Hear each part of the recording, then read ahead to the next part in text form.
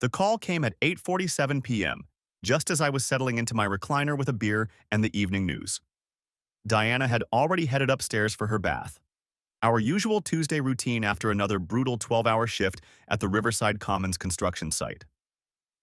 Liam? Sorry to bother you, man. Jake Martinez's voice crackled through my phone.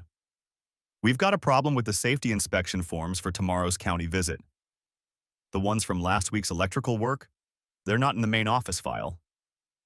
I rubbed my eyes, feeling the familiar ache behind them that came from staring at blueprints all day. They should be in the site trailer. I locked them in the filing cabinet Monday night. That's what I figured, but I'm already home in Millfield. Any chance you could swing by and grab them? I know it's late, but if the inspector shows up tomorrow and we don't have that paperwork? Yeah, I get it. I glanced toward the stairs, hearing Diana's bath running. Give me 20 minutes. You're a lifesaver, Liam. I owe you one. I called up to Diana. Honey, I've got to run back to the site real quick.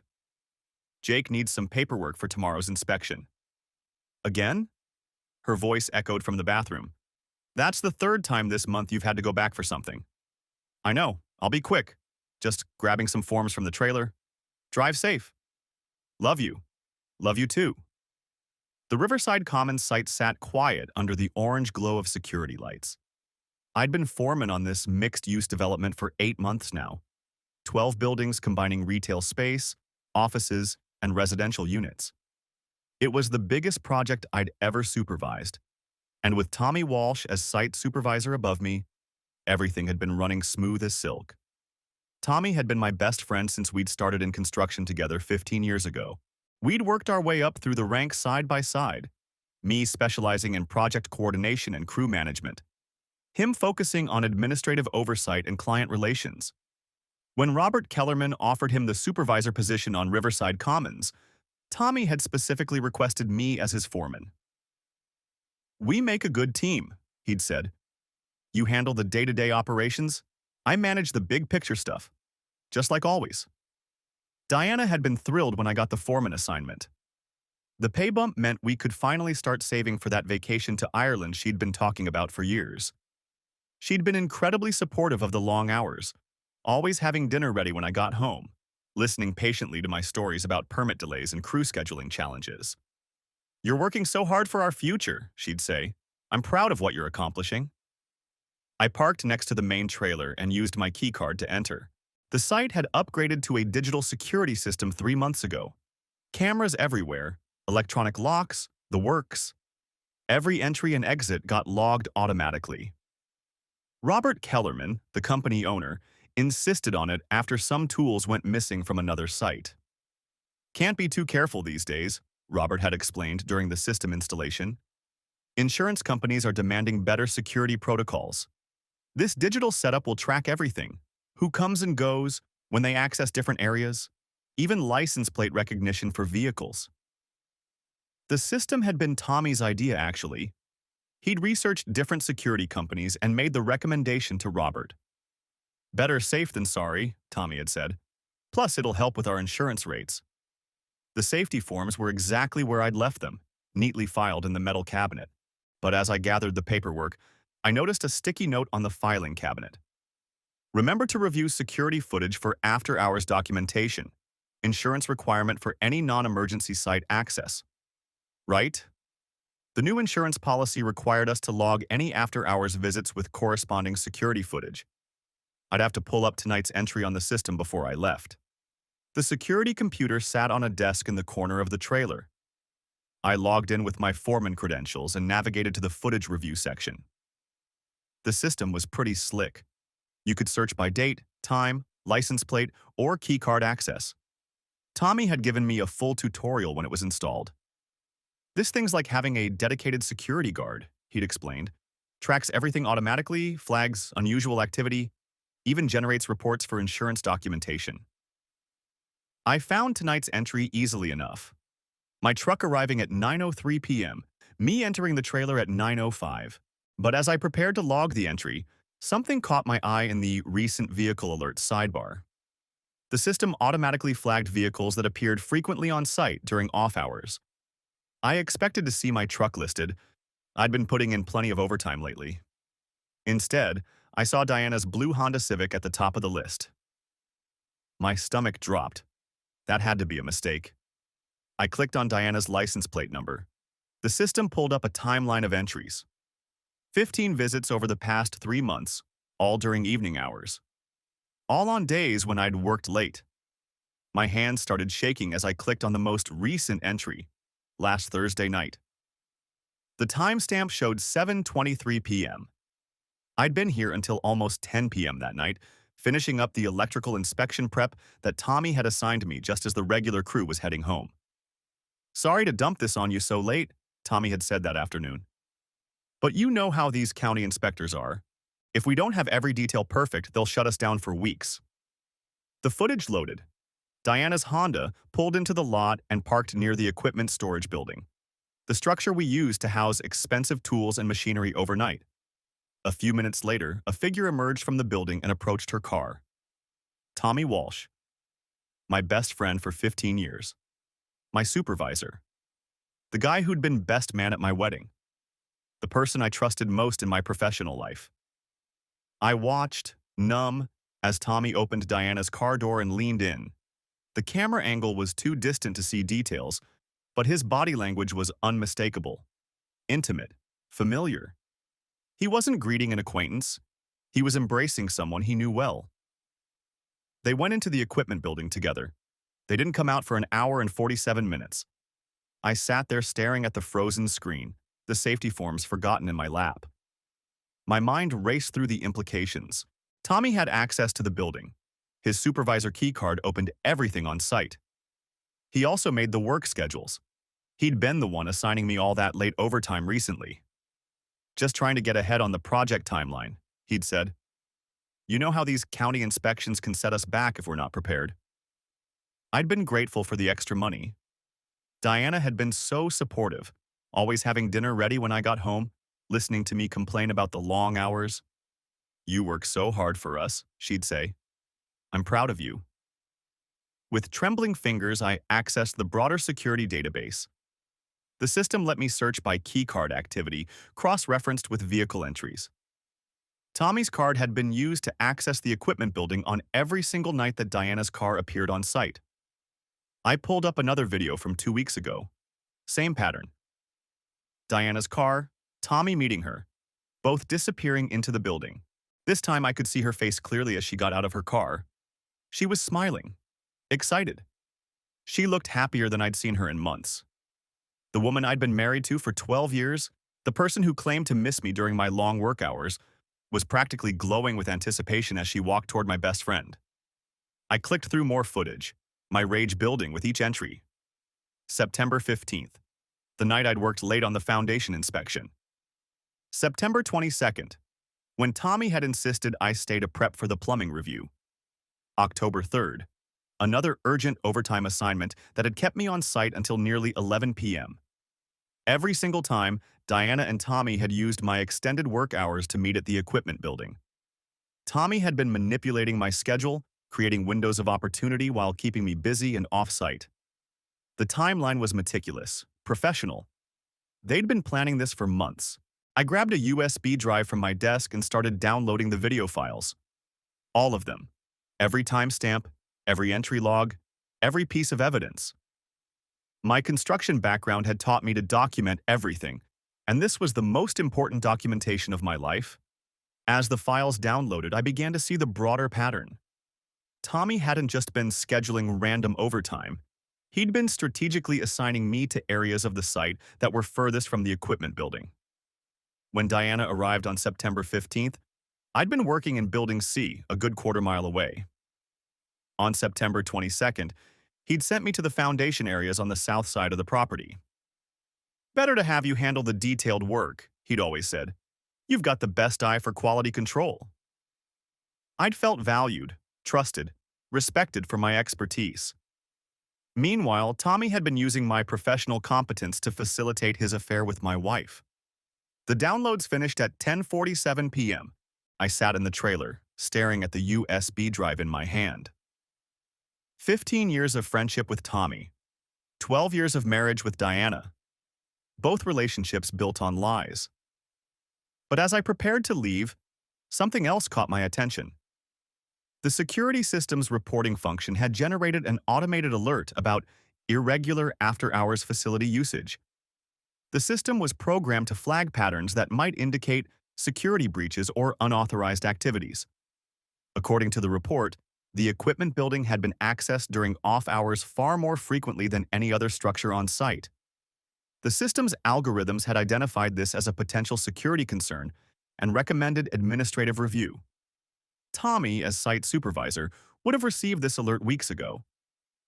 He'd ignored it, presumably hoping it would go unnoticed. But the digital trail was comprehensive and undeniable. I printed out the security report and added it to my evidence collection. Then, I spent another hour reviewing the system's administrative logs. Tommy had actually modified some of the security settings, adjusting camera angles and motion detection zones around the equipment building. He'd been covering his tracks systematically, using his supervisor privileges to minimize the digital evidence of his affair. But he hadn't been thorough enough. The license plate recognition system and access card logs were controlled by the main server, beyond his ability to manipulate. The drive home passed in a blur. I found Diana already in bed, reading a romance novel, one of those paperback novels with a shirtless man embracing a woman on the cover. "Get everything sorted out?" she asked without looking up. "Yeah, all sorted." "Good. Maybe tomorrow won't be so crazy. You've been working such long hours lately." I studied her face. She seemed genuinely concerned, caring. The same woman who'd been betraying me with systematic precision for 3 months. "Tommy's been keeping me pretty busy," I said carefully. "Well, at least you know he appreciates your dedication. It's good to have a supervisor who values hard work." Values hard work. I almost laughed at the irony. "Yeah," I said.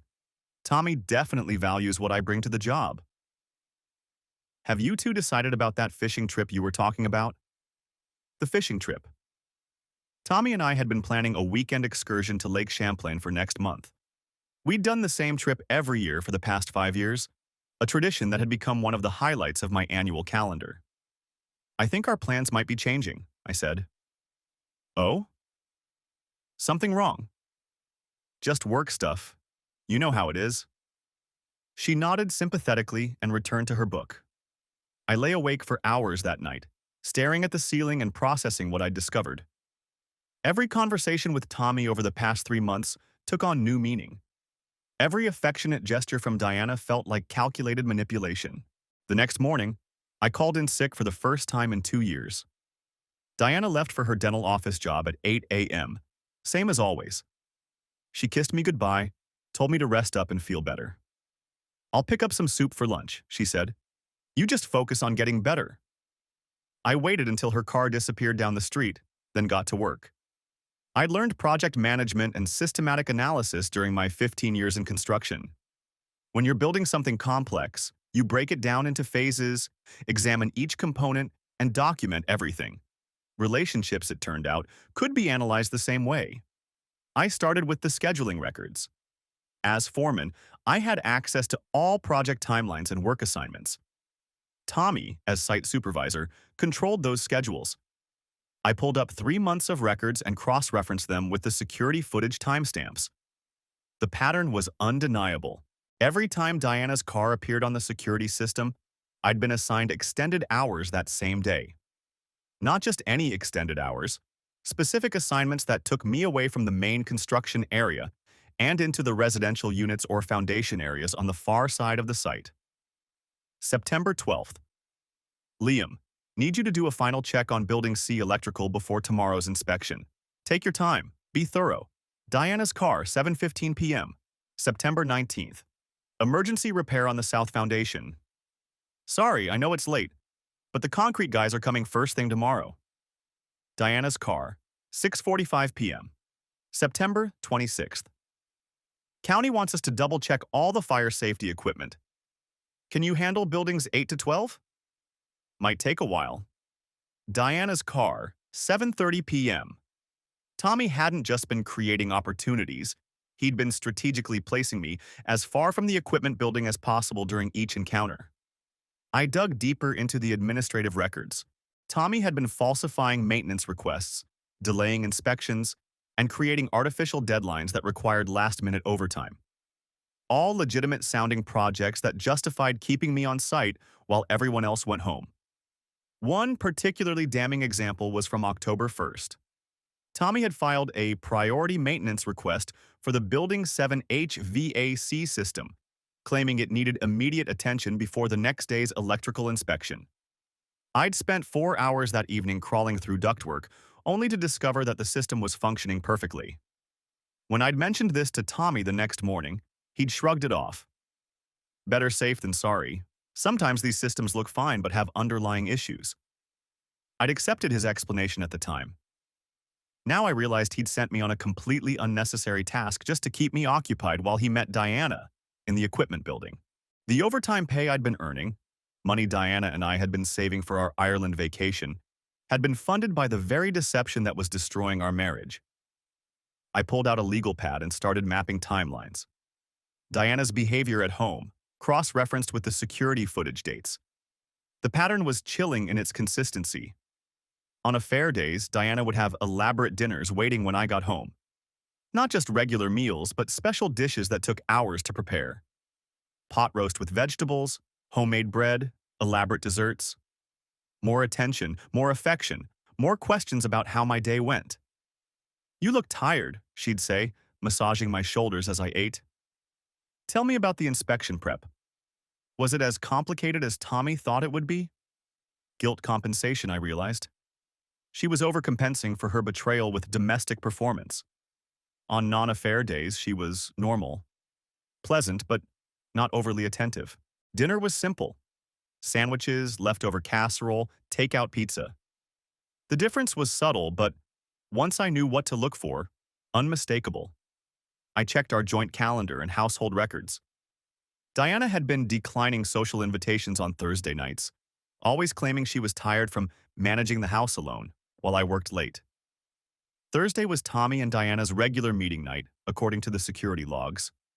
She'd also been avoiding intimacy with me on Thursdays and Fridays. "You work so hard, honey. You need your rest." Meanwhile, she'd been encouraging my friendship with Tommy, inviting him over for barbecues, praising his leadership at work. "Tommy really looks out for you," she'd said just last weekend. "You're lucky to have a friend like that in a supervisor position." The scope of the manipulation was breathtaking. They'd been using my own work ethic and trust against me, turning my dedication into a tool for their affair. I thought about the past few months from Tommy's perspective. All those conversations where I'd thanked him for the overtime opportunities. All the times I'd praised his project management skills. He'd been watching me work extra hours to enable his relationship with my wife, and I'd been grateful for the privilege. "You're really helping me make a good impression with Robert," I told him just 2 weeks ago. "All this extra responsibility shows I'm ready for the next level." Tommy had nodded seriously. "That's what friends are for, man. I want to see you succeed." By noon, I had a complete timeline documented. 15 affair meetings over 3 months, systematic schedule manipulation, abuse of company resources and security protocols, professional misconduct on multiple levels. But I wasn't ready to act yet. I needed to understand the full scope of what I was dealing with. I drove to the public library and used their computers to research employment law and company policy violations. Tommy wasn't just cheating with my wife. He was violating his professional responsibilities, compromising site security, and using company property for personal activities. The construction industry took security breaches seriously. Insurance companies required strict protocols for after-hours facility access. Tommy's unauthorized use of the equipment building could void the company's coverage if anything happened during those meetings. More importantly, the construction community was tight-knit. Word traveled fast when someone violated professional standards. A termination for cause would follow Tommy throughout his career. I researched similar cases online. Construction supervisors who'd abused their authority faced permanent career damage. The industry valued trust and reliability above almost everything else. Once you were known as someone who couldn't be trusted with company resources, finding work became nearly impossible. I also looked into divorce law and asset division. Diana's documented adultery would influence property distribution significantly.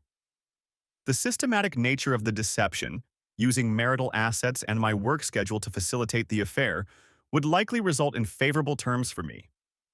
But before taking any legal action, I wanted to gather additional evidence. I needed to understand how long this had been going on and whether there were other people involved. That afternoon, I visited some of our mutual friends and neighbors, ostensibly for social calls, but actually gathering information about Diana and Tommy's recent behavior. Janet Murphy, our next-door neighbor, mentioned something interesting over coffee. You know, I've been meaning to ask, how does Diana always know your work schedule so precisely? She mentioned last week that you'd be working late on Thursday, and I was impressed by how well you two communicate about your hours. What do you mean? Well, she was planning to do some gardening that evening because she knew you wouldn't be home until late. She seemed very confident about the timing. I filed this information away. Diana had been using advanced knowledge of my schedule to plan her meetings with Tommy. But how was she getting that information? I made my own schedule day by day based on Tommy's assignments. My next stop was Carol, Diana's sister.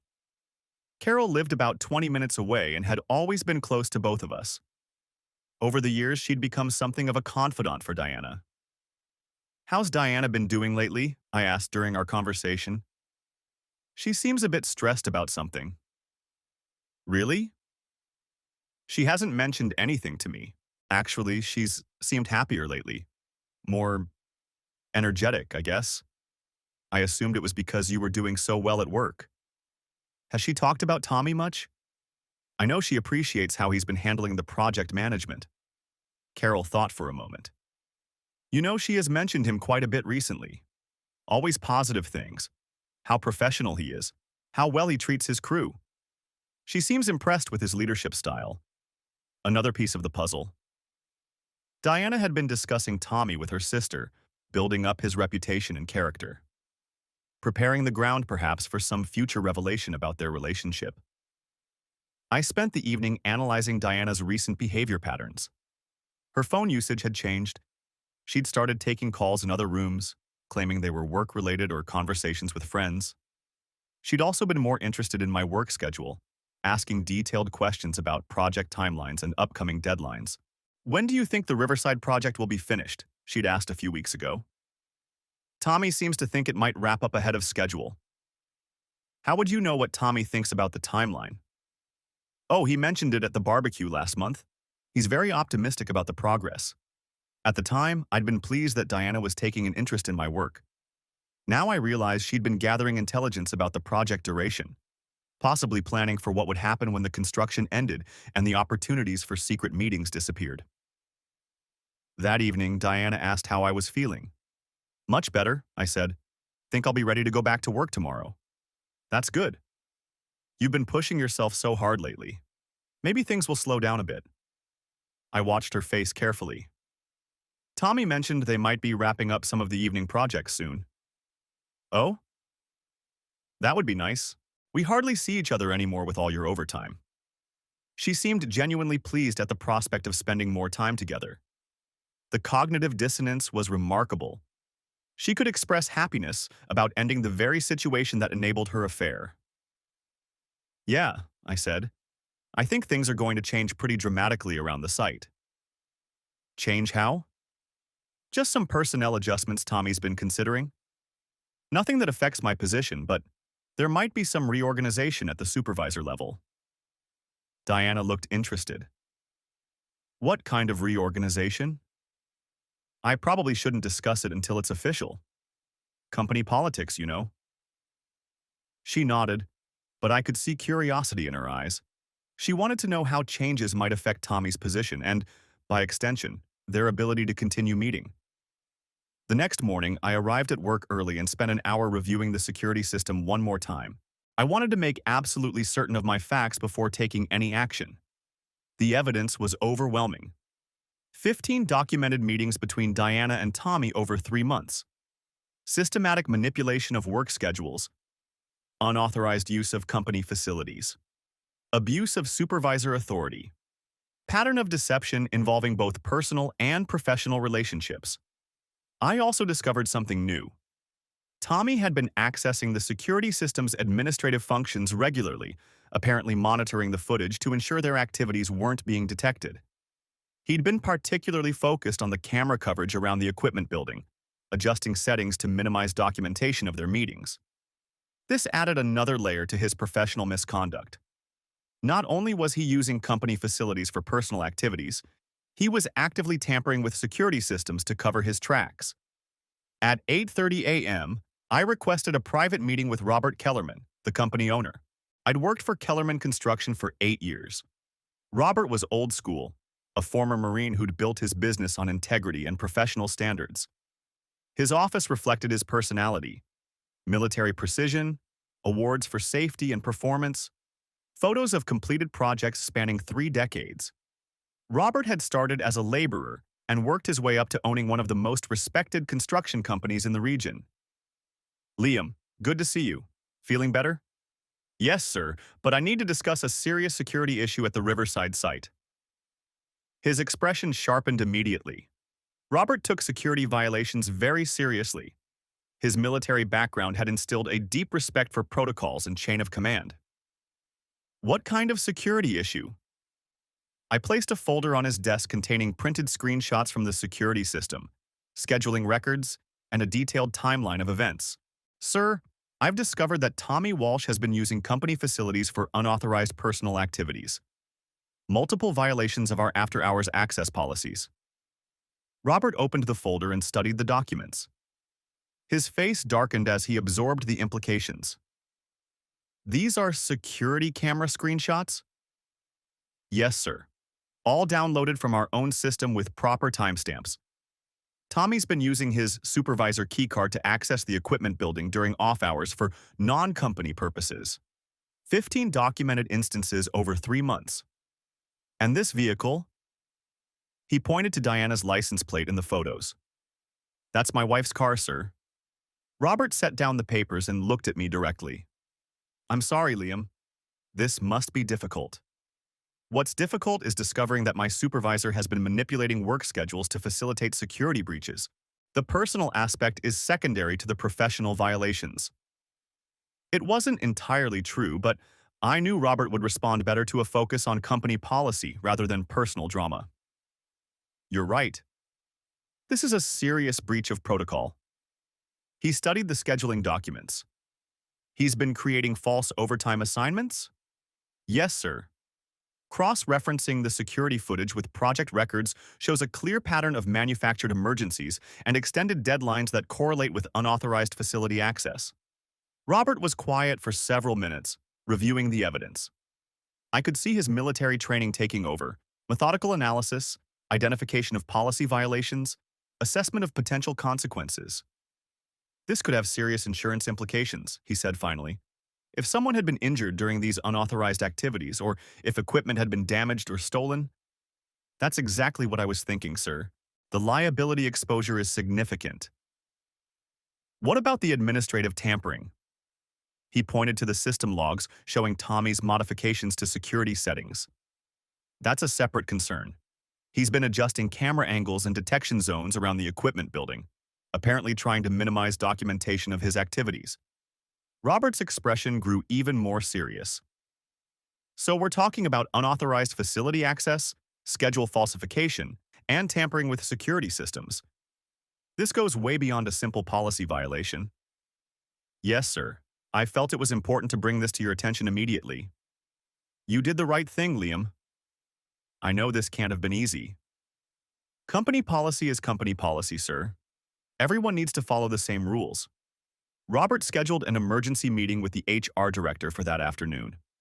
I provided my complete evidence file: security footage, scheduling records, access logs, and a detailed timeline of policy violations. The HR investigation moved quickly. Linda Kowalski, the HR director, was as thorough as Robert when it came to policy enforcement. She'd been with the company for 12 years and had seen every type of workplace misconduct imaginable. This is one of the most comprehensive violations I've encountered, she told Robert during their initial review. The systematic nature of the deception, the abuse of authority, the security tampering, any one of these would justify termination. Within 48 hours, they'd confirmed the pattern of unauthorized access, schedule manipulation, and misuse of company property. They also discovered additional irregularities in Tommy's recent performance reports and expense accounts.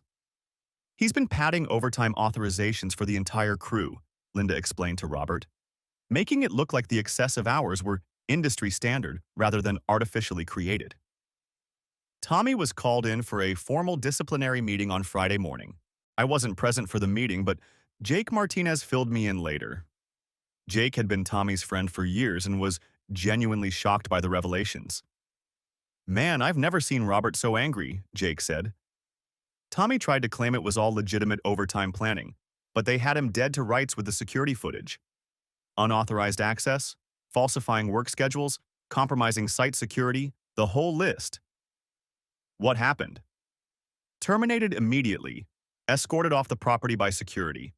They're not even letting him clean out his office. HR will box up his stuff and mail it to him. Harsh. Are you kidding? He could have cost us our insurance coverage, plus all those fake overtime assignments he was creating. That's fraud, man. Robert's talking about pressing charges. Jake shook his head in disbelief. I can't believe Tommy would do something like this. We've known him for years. I thought he was one of the good ones. People change, I said. Or maybe we never really knew them as well as we thought. The crazy thing is, he seemed so dedicated to the company, always talking about professional standards and doing things the right way. I felt a cold satisfaction settle in my chest. Tommy's career in construction was effectively over. Word would spread through the industry network within days. No reputable contractor would hire someone terminated for security violations and schedule falsification. What about the supervisor position? I asked. Robert wants to talk to you about that. Apparently, you're being considered for promotion. That afternoon, Robert called me into his office. Linda Kowalski was there as well, along with Dave Peterson, the company's operations manager. Liam, I want to apologize for what happened, Robert began.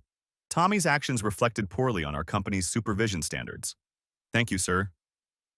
I'm also impressed with how you handled this situation. Professional documentation, proper channels, focus on company policy rather than personal issues. That shows real leadership. I waited. I'd like to offer you Tommy's position, site supervisor for Riverside Commons, with corresponding salary increase and benefits. You've earned it. The promotion came with a substantial pay raise, nearly 30% more than my foreman's salary. It also included additional responsibilities, overseeing multiple projects, managing supervisor schedules for other sites, and serving as a liaison between field operations and company management. I accept, sir. Thank you for the opportunity. There is one thing, Linda interjected. The crew is going to hear rumors about why Tommy was terminated. How do you want to handle that? I think honesty about the policy violations is appropriate. Security breaches and schedule falsification are serious issues that affect everyone's job security. Agreed, Robert said. We'll keep the personal aspects private, but the professional misconduct needs to be addressed with the crew.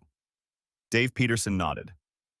We'll frame it as a company-wide reminder about security protocols and proper authorization procedures. Make it a learning opportunity rather than just a disciplinary action. Robert announced the personnel changes on Monday morning. Tommy Walsh terminated for policy violations and misuse of company property. Liam O'Malley promoted to site supervisor effective immediately. The crew took the news well. Most of them had suspected something was off about the scheduling lately. Too many last-minute overtime assignments, too many artificial deadlines that seemed to come out of nowhere. So that's why you were always stuck here on Thursday nights, said Mike Peterson, one of the veteran electricians. I wondered why Tommy kept finding urgent projects for you specifically. Yeah, well, that's not going to be an issue anymore, I said. We're going back to standard scheduling protocols. Real deadlines, legitimate overtime assignments only. Carlos Rodriguez, the lead carpenter, raised his hand. What about the safety inspections that kept getting delayed? Some of those postponements didn't make sense to me. Good catch, Carlos. Those delays were part of the problem. We'll be returning to the original inspection schedule immediately. The crew appreciated the return to normal operations. Without Tommy's artificial delays and manufactured emergencies, the project actually started running ahead of schedule. Morale improved significantly once people realized they could trust the work assignments and scheduling decisions. But dealing with Tommy's professional downfall was only half the equation. I still had to address the personal side of the betrayal. I'd been collecting evidence for almost a week, but I hadn't confronted Diana yet. I wanted to be strategic about the timing and approach. Construction had taught me that preparation was everything. You don't start demolition until you have a complete plan for rebuilding. I spent the weekend gathering additional evidence and preparing my documentation. I visited our bank and reviewed account activity, looking for any unusual expenditures that might be related to the affair. I also checked Diana's credit card statements and found several charges that didn't match her usual spending patterns. Expensive lingerie from a boutique downtown? Dinner at an upscale restaurant on a Thursday night when she'd claimed to be homesick. Gas station purchases in areas she had no reason to visit.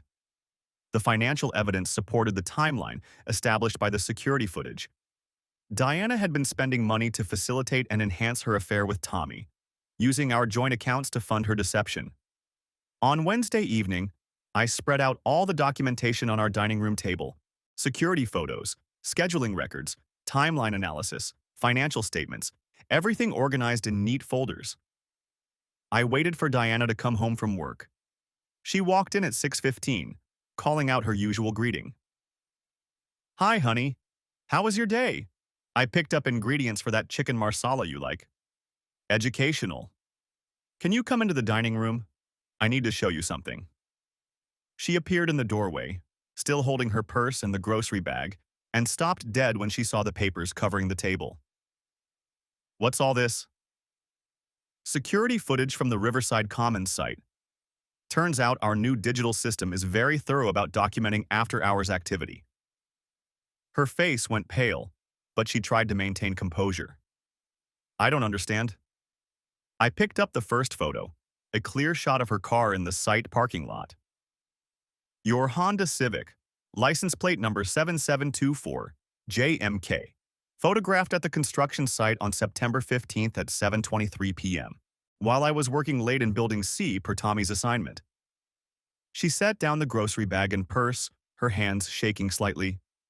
"Here's another one from September 22nd, and another from September 29th. I laid out photo after photo. 15 documented visits over 3 months. Would you like me to continue?" "Liam, I can explain." "Actually, you don't need to explain anything. The security system is quite comprehensive." I pulled out the timeline documents. "What's interesting is how perfectly your visits correlate with my overtime assignments. Almost like someone was coordinating the scheduling." I showed her the work records. September 15th. Tommy assigns me to Building C electrical inspection. Estimated completion time, 9 p.m. Your car arrives at 7:23 p.m., September 22nd. Tommy assigns me to foundation repair. Estimated completion time, 10 p.m. Your car arrives at 6:45 p.m. Diana sat down heavily in one of the dining room chairs, staring at the evidence. The really impressive part is the systematic nature of it all. Tommy manipulates my schedule to keep me occupied and off-site. You show up at the predetermined time. You both use the equipment building for— I gestured vaguely. "Well, for activities that violate about 6 different company policies." "How did you find out?" "I had to review security footage for an insurance requirement." Imagine my surprise when I discovered my wife's vehicle flagged as a frequent after-hours visitor. She was crying now, but I felt nothing. No sympathy, no anger, just cold, analytical focus. "The coordination required for this level of deception is actually remarkable," I continued. "Tommy creates false overtime assignments to get me out of the way. You provide emotional support at home to cover any suspicions. You both maintain normal social interactions to preserve the illusion of friendship and marriage." I pulled out the financial records. These credit card statements are interesting too. Expensive lingerie purchases, restaurant charges on nights you claim to be homesick, gas station receipts from areas you had no reason to visit. You've been using our joint accounts to fund your affair activities. Diana's crying intensified. "We never meant for it to go this far." How far did you mean for it to go? Because from my perspective, it looks like you and Tommy executed a comprehensive plan to facilitate a long-term affair while keeping me working late to pay for it. I pulled out the final folder. Tommy's been terminated, by the way. Immediate dismissal for security violations, schedule falsification, and misuse of company property. His career in construction is effectively over. You got him fired? I reported policy violations to company management. They made the employment decision based on evidence of professional misconduct. You destroyed his life over this? I looked at her carefully. I documented his systematic abuse of professional responsibilities. What happens to his life is a consequence of his choices, not my reporting. But 15 years of friendship? 15 years of friendship that he violated when he decided to manipulate my work schedule to facilitate an affair with my wife. He destroyed the friendship, Diana. I just documented the professional misconduct. What about us? What about our marriage? What about it? You've been systematically deceiving me for 3 months. Using my work schedule against me, performing affection to cover guilt, manipulating our relationship to enable your affair. I don't see a marriage here to salvage. She started sobbing harder. It wasn't supposed to happen like this. We never meant for it to go so far. Then explain how it was supposed to happen. Because I have documentation showing 15 secret meetings, coordinated scheduling, financial expenditures to support the affair, and systematic deception of your husband. That looks pretty intentional to me. She tried to compose herself. It started as just conversation. Tommy would stop by sometimes when you were working late, just to check on me. We were both feeling neglected. Him with his divorce proceedings, me with you working so much. His divorce proceedings? He's been separated from Marie for 6 months. The papers were filed last month. I hadn't known about Tommy's marital problems. He'd never mentioned them at work, never seemed distressed or distracted. Another layer of deception. He'd been hiding his divorce while planning an affair with my wife. And then, one night we just talked too long, had some wine. Things happened. Once? At first, but then we started meeting intentionally. Just to talk, initially. At the construction site. Tommy said it was private there. No one would see us or ask questions.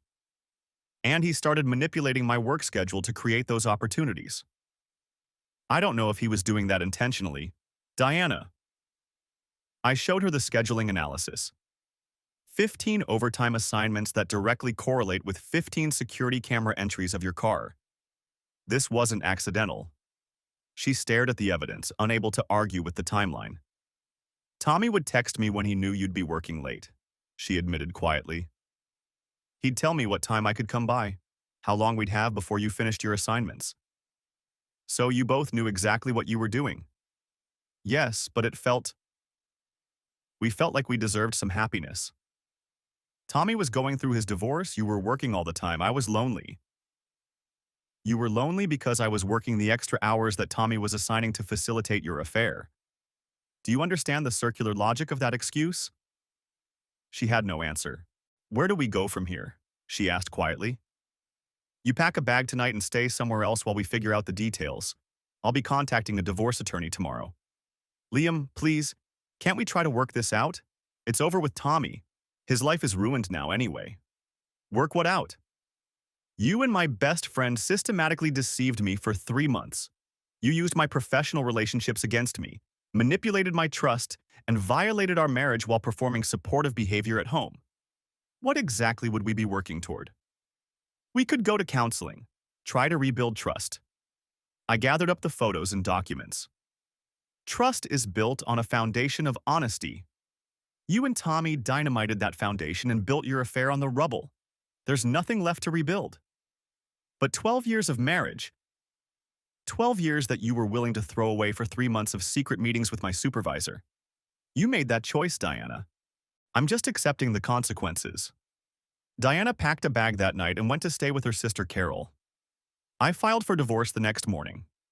The legal proceedings were straightforward but thorough. My attorney, Patricia Williams, was impressed with the comprehensiveness of my documentation. I've never seen such detailed evidence in a case like this, she said. The security footage, scheduling records, financial statements. It's like having a complete surveillance file. Diana's documented adultery was thoroughly proven, and the systematic nature of the deception influenced asset division significantly. The money we'd saved from my manipulated overtime earnings stayed with me. The court viewed it as marital assets wasted on facilitating adultery. Your wife used marital funds to purchase clothing and pay for activities related to her extramarital affair, Patricia explained.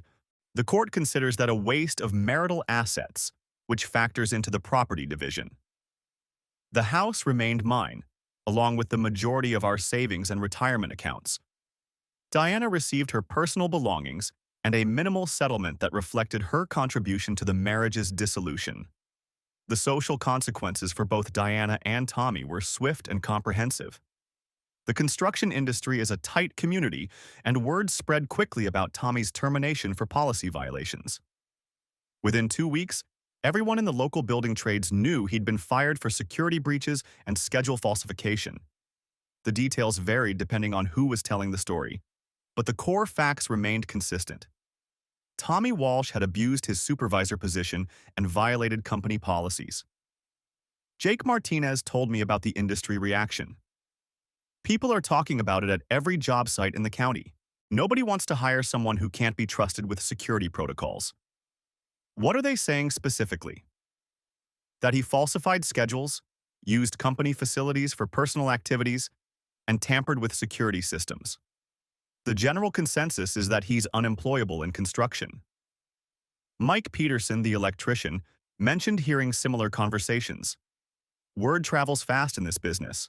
Once you're known as someone who violates professional standards, you're done. Tommy had applied for positions at 3 other construction companies within days of his termination. All 3 rejected his applications after making phone calls to verify his employment history with Kellerman Construction. Industry blackball, Robert explained when I asked about the reference calls. I have to give honest assessments of former employees' performance and conduct. Tommy's termination for cause speaks for itself. Diana's situation was similarly isolated, though the social consequences developed more gradually. The dental office where she worked learned about the affair through community gossip. While her job wasn't directly threatened, the atmosphere became uncomfortable enough that she eventually resigned. People were talking, Carol told me during one of our conversations.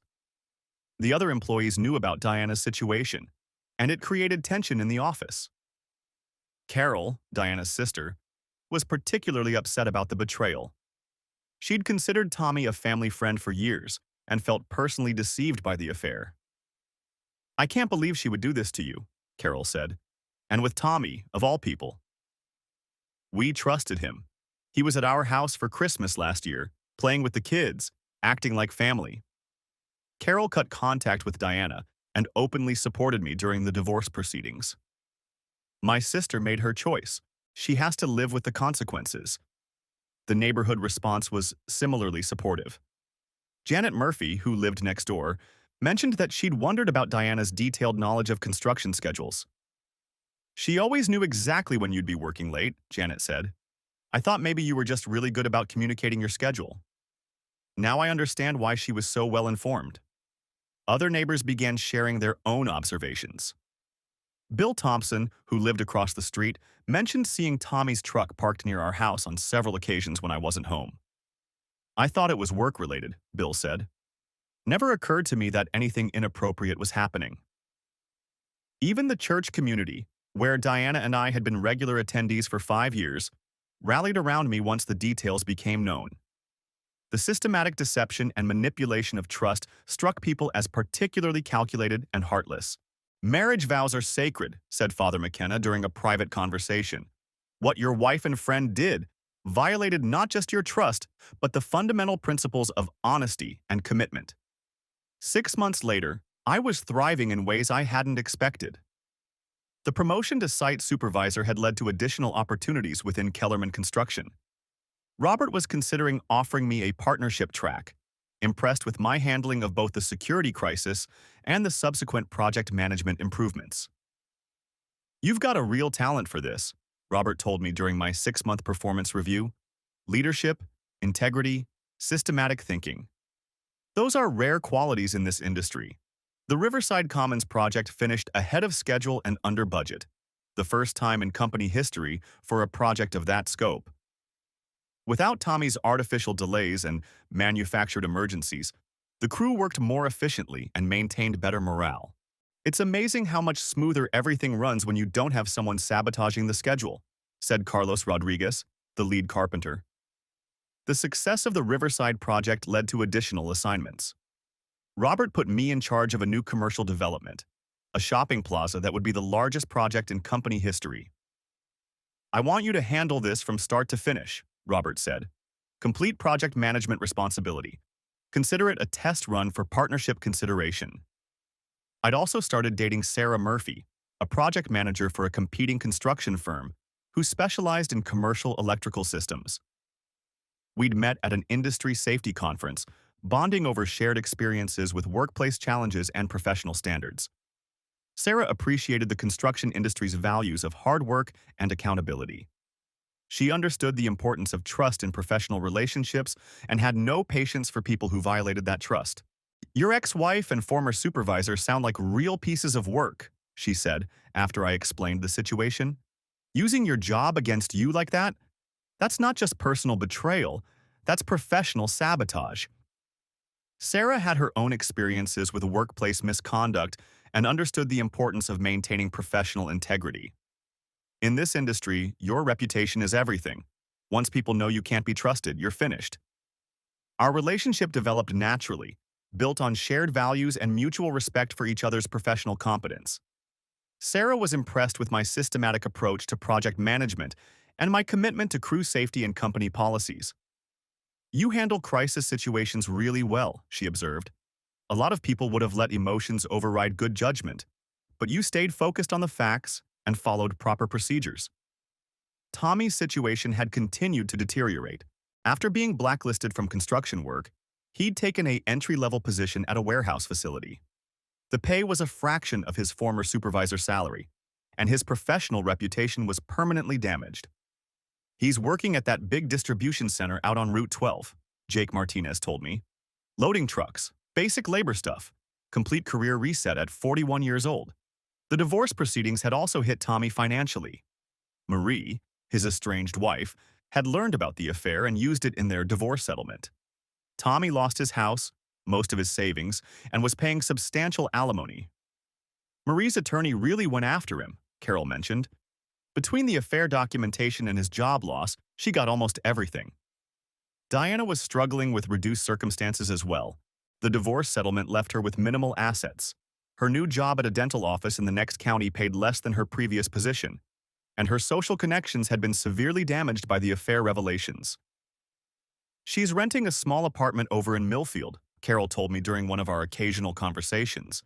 Working at Dr. Peterson's office, but the pay is pretty low. I occasionally heard updates through mutual acquaintances, but I felt no satisfaction in their difficulties. Their consequences were simply the natural result of their choices, same as the positive outcomes I was experiencing were the result of mine. The industry recognition came at the annual Construction Safety Awards ceremony in November. Kellerman Construction received an Innovation Award for our enhanced security protocols. The same system that had uncovered Tommy and Diana's affair now served as a model for other companies. The digital surveillance and access control systems implemented at Kellerman Construction represent a new standard for site security, the presenter announced. Their comprehensive monitoring and documentation capabilities have proven invaluable for both security and administrative oversight. As I accepted the award on behalf of the company, I thought about the chain of events that had led to this moment. A routine paperwork run had exposed a systematic betrayal, which had led to policy reforms, professional advancement, and industry recognition. Robert clapped me on the shoulder as we left the stage. You've got a future in this business, Liam. Executive level, if you want it. I looked out at the audience of construction professionals, people who understood the value of hard work, integrity, and accountability. This was my community now. These were my people. I think I'd like that, I said. Good. I'm planning to announce the partnership opportunity at the company Christmas party next month. You've earned it. The partnership offer came with significant responsibilities: oversight of multiple major projects, involvement in company strategic planning, and eventual succession planning for when Robert decided to retire. You've proven you can handle crisis management, maintain professional standards under pressure, and lead teams effectively, Robert explained. Those are the qualities I need in a business partner. The Christmas party was a celebration of the company's most successful year in decades. The Riverside Commons project had led to 3 additional major contracts, and the enhanced security protocols had attracted new clients who valued our comprehensive approach to site management. Here's to Liam O'Malley, Robert announced during his speech, our newest partner and the architect of our enhanced security and project management systems. The recognition felt good, but what mattered more was the respect of my colleagues and the knowledge that I'd handled a devastating personal crisis with professional integrity. Sarah joined me at the party, meeting my coworkers for the first time. She fit in naturally with the construction community, sharing their values of straight talk and accountability. "You've built something really impressive here," she told me as we watched the celebration. "A career based on competence and integrity. That's rare in any industry." "It wasn't always this good," I said.